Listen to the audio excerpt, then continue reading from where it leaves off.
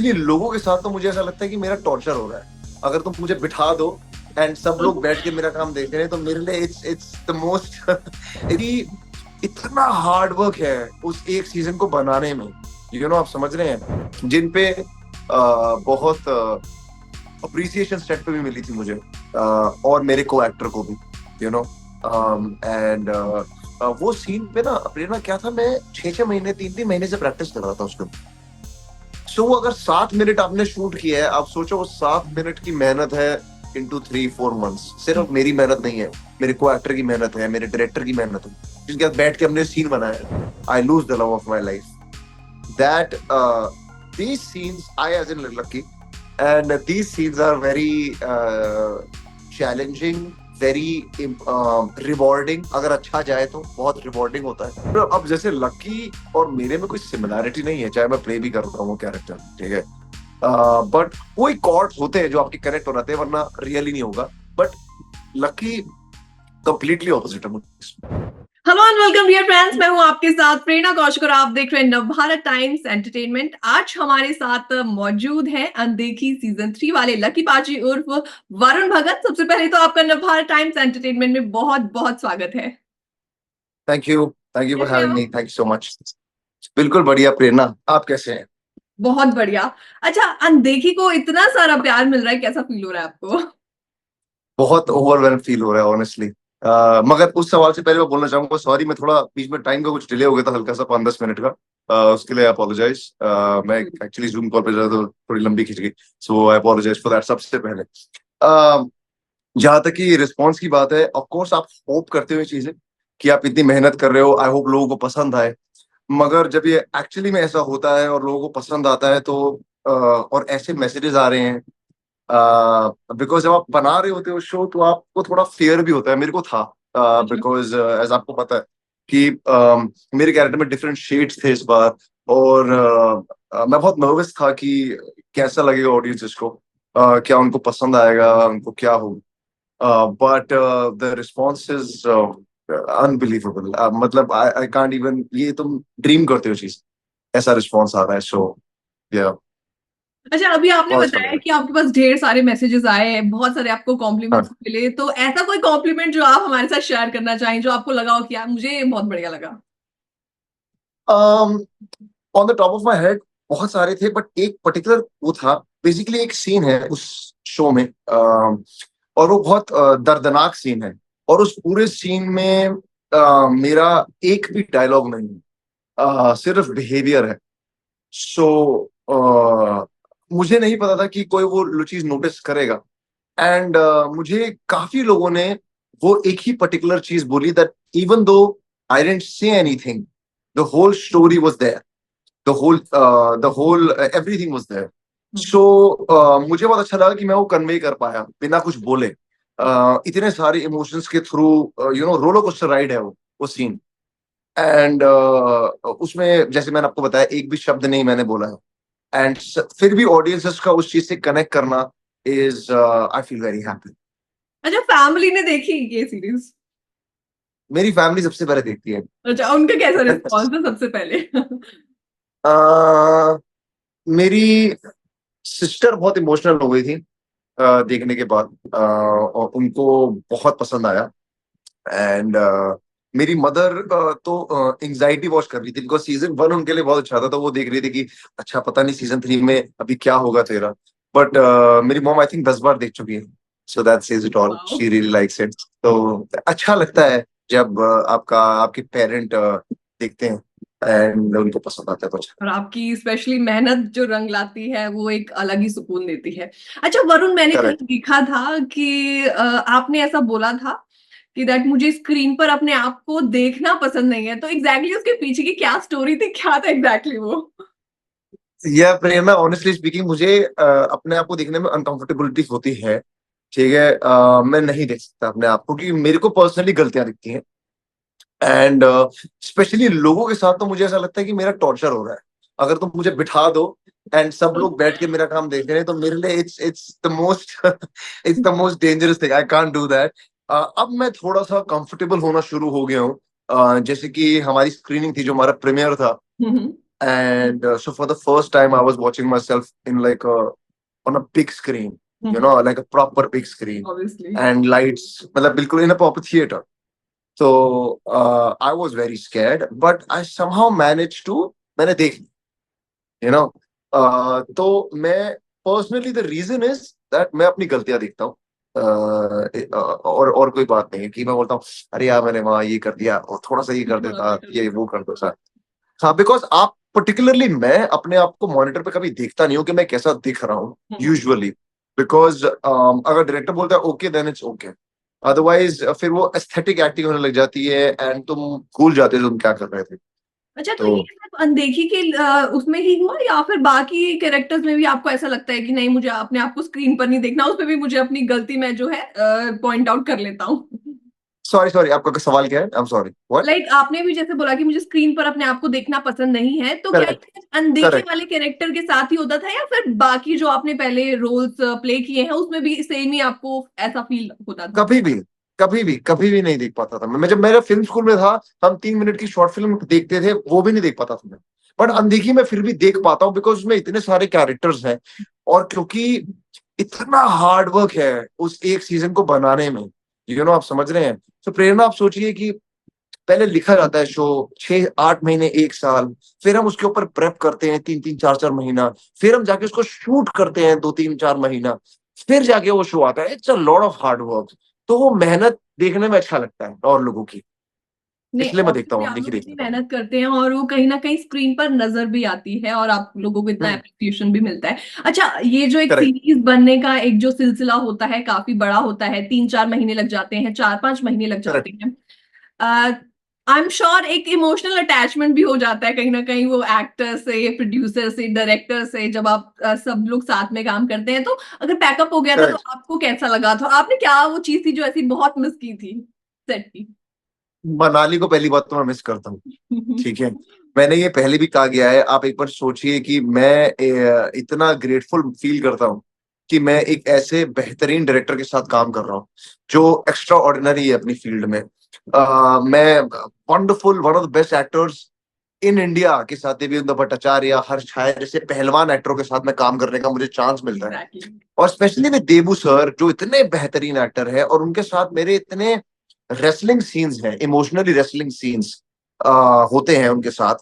और मैं बहुत खुश हूं कि मैं ऐसे लोगों के साथ, जाकि सूर्या हो गया, या मेरे इतने अच्छे दोस्त हैं सब, इनके साथ तुम एक ब्यूटीफुल कहानी बनाते हो मनाली. तो ऑफ कोर्स जैसे ही मैं वापस आता हूँ 4 दिन में लगता है कि वापस चलो यार, यू नो. एंड हम जाते हैं 1-1.5 महीना शूट करके आते हैं. तो मैं पूरा प्रोसेस को मिस करता हूँ. इसके अलावा जो टीम है, जो डायरेक्शन टीम है, प्रोडक्शन टीम है, उनके साथ भी मेरा लगाव अच्छा है. तो वो एक एक्सपीरियंस है. मैं आपको प्रेरणा ये बोल सकता हूँ कि इट्स लाइक ये रोज रोज नहीं होता, और मैं इस चीज को बहुत अच्छी तरीके से समझता हूँ. इसलिए जब मैं जाता हूँ तो मैं मेक श्योर कि I have a lot of fun on set. You know, I really enjoy myself. अच्छा, Yeah. कोई ऐसा आपका रोल हुआ हो या फिर कोई ऐसा प्रॉपर सीन जिसके लिए आपको बहुत ज्यादा मेहनत करनी पड़ी हो, या आई वुड से बहुत ज्यादा आपको रीटेक्स करने पड़े हो? Hmm, बहुत सारे रीटेक्स. एक वो पर्टिकुलर इमोशनल सीन था, वो तो मुझे एक्चुअली याद ही नहीं है कि मैंने क्या किया है उसमें. बिकॉज मतलब मैं इसको बहुत ज्यादा एक्टर नहीं बन रहा हूँ मैं यहाँ पे कि मैं कैरेक्टर में घुस गया था. बट वो कुछ इमोशनल सीन्स ऐसे होते हैं कि आप फिर उसमें बह जाते हो, आपको याद नहीं होता कि आपने क्या किया है, you know. May be it is the beauty of it कि आपको याद नहीं रहता. बट बहुत सारे टेक मुझे याद नहीं आ रहा है ऐसे, बट आई एम श्योर मैंने लिए होंगे. आई don't no, I don't no, नहीं, आई मुझे भी जेन्युइनली ऐसा डोंट, लग सॉरी, रहा आई है कांट आपको आंसर देख दैट के कि आई क्वेश्चन. एम श्योर आपने फिर ज्यादा टेक्स नहीं लिए होंगे, रीटेक्स नहीं लिए होंगे। मैं मैं अभी यहाँ पे अगर बोल भी नहीं सकता, क्योंकि इतना सुन के ही इतना अजीब लगेगा अगर मैं बोलूँ कि मैं ज्यादा टेक नहीं देता. नहीं नहीं, वो इट्स सुन के ही ओके, बहुत आप कॉफी बता लगता है. सकते हो। अच्छा, नहीं नहीं, कोई अच्छा कोई नहीं लगता, ऐसा बट आपका सीन हुआ हो जिसमें आपको बहुत मेहनत लगी हो, देन आपको बहुत ज्यादा अप्रिशिएट किया गया हो? हाँ, इस बार मेरे कुछ सीन्स थे. I am very again grateful कि मेरा एक सीन नहीं, मेरे कुछ सीन्स थे जिन पे बहुत अप्रिसिएशन सेट पे भी मिली थी मुझे, और मेरे को एक्टर को भी, यू नो. एंड वो सीन पे ना, प्रेरणा क्या था, मैं 6-6 महीने, 3-3 महीने से प्रैक्टिस कर रहा था उसको. सो वो अगर 7 मिनट आपने शूट किया है, आप सोचो वो 7 मिनट की मेहनत है इंटू 3-4 मंथ्स। सिर्फ मेरी मेहनत नहीं है, मेरे को एक्टर की मेहनत है, मेरे डायरेक्टर की मेहनत है, जिनके साथ बैठ के हमने सीन बनाया है। तो ऐसे सीन्स हुए थे।